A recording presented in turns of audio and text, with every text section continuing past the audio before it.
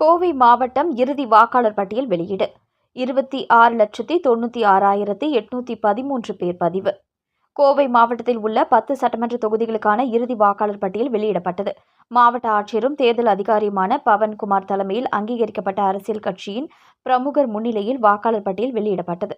இதில் மாவட்டம் முழுவதும் மொத்தம் வாக்காளர்கள் எண்ணிக்கை 26,96,813 ஆகும்.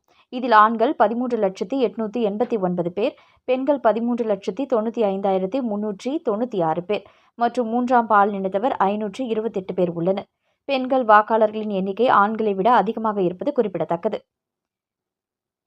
கடந்த டிசம்பர் மாதம் 19ஆம் தேதி முதல் ஜனவரி மாதம் 30ஆம் தேதி வரை நடைபெற்ற சிறப்பு திருத்த பணியின் பொழுது மொத்தம் 1,64,518 பேர் புதியதாக வாக்காளர் பட்டியலில் சேர்க்கப்பட்டுள்ளனர். இதில் 77,766 ஆண்கள், 86,723 பெண்கள் மற்றும் 29 பேர் மூன்றாம் பாலினத்தவர்கள் அடங்குவர். அதே காலகட்டத்தில் 42,313 பேர் பட்டியலில் இருந்து நீக்கப்பட்டுள்ளனர். இதில் 20,159 ஆண்கள், 22,134 பெண்கள் மற்றும் 20 மூன்றாம் பாலினத்தவர் உள்ளனர்.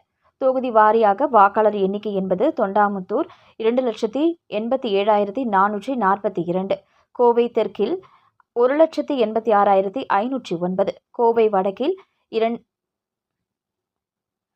வடக்கில் 2,91,533 பேர், சிங்காநல்லூரில் 2,66,058 பேர், கவுண்டம்பாளையத்தில் 4,07,507, சூலூரில் 3,03,541, கிணத்துக்கடவில் 3,04,86, பொள்ளாச்சியில் 2,02,015, வால்பாறையில் 1,72,284, மேட்டுப்பாளையத்தில் 2,79,438 பேரும் அடங்குவர். இதில் கவுண்டம்பாளையம் தொகுதியில் அதிகபட்சமாக 4,07,507 வாக்காளர்கள் உள்ளனர்.